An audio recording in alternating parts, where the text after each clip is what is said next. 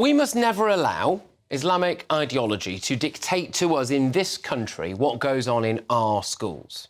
We have two very serious incidents taking place right now where mafia-style tactics are being used by elements of the Muslim community to try to enforce their will onto everybody else. Firstly, remember this incident at Berkeley Primary School in East London where activists shut down the school because a child was asked to stop wearing a Palestine flag to the school. OK? Barclays, shame on you! Barclays, shame on you! Yeah, I'll slightly question why that person has come dressed as some kind of weird Palestinian dog there, but there we go. Well, now the school is saying that it might have to actually close permanently. So that's the update today. That school might now have to close permanently and revert to online teaching because there have been threats to burn the school down. There have been bomb threats to the school and individual staff. Racist phone calls have been made to the school. Written threats have been delivered. I mean, it's extremism. They say that banning parents from dressing their 8-year-old child up as the Palestinian flag is in some way Islamophobic, and they will shut the school down and make threats to kill if they don't get their way. It's not normal. That is not normal. We go now to the Michaela Academy, run by Catherine Burblesing, a renowned head teacher. That school is now in the High Court. Why?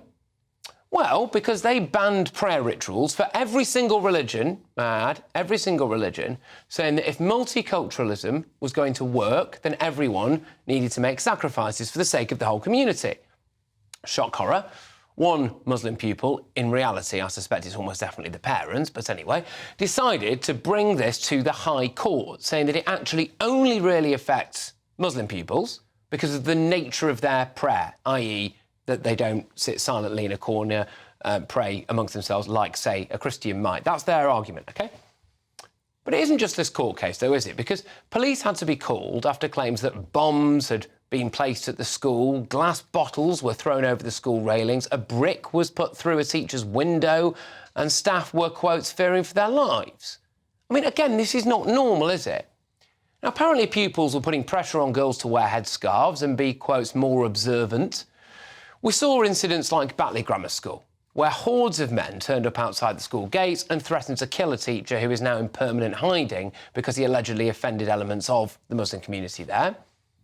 There was a primary school in Birmingham that included aspects of LGBT education as part of an anti-bullying programme. This was back in 2019, I believe. Again, a mob turned up. They even brought a mobile billboard with them at one point. It's actually aggressively promoting them, giving it a positive spin and telling people that it is okay for you to be Muslim and for you to be gay. Mr. Moffat, shame, shame, shame.